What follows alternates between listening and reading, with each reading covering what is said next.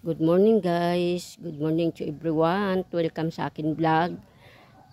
So, ito yung kamalig namin guys. So, ngayon gagawin namin, nilinis namin, tinanggal lahat ng mga gamit para i-arrange namin.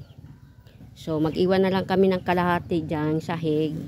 Kasi yung kalahati dito ay gagawin namin. Dito kami kalahati nito. Ito. Gagawin namin lutuan. Dito kami magluluto ng pag naubusan ng gas, dito kami nagluluto ng kahoy. Yan, pwede kami magluto ng kahoy dito, mag-ihaw. So dito naman guys, dito namin ilagay ang gamit. Lagyan namin siya parang maliit na kwarto bodega. Dito ilagay lahat ng mga gamit. Sa dito para hindi siya kalat. Tapos lagyan na lang siya ng trapal isig kakilid para hindi nakikita ng mga taong dumadaan.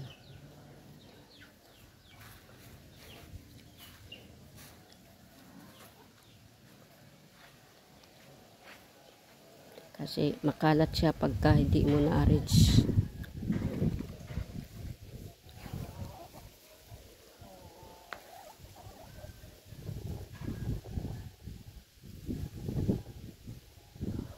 Kamalig, tabi ng sarap nito ay yan, taniman guys, sarap taniman. Ayan, mga tanim ko, mga tanim siya.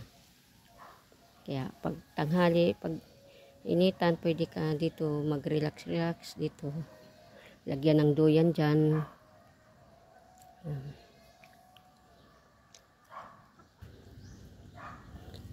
Yan, baklasin yung sahig dyan para gagawing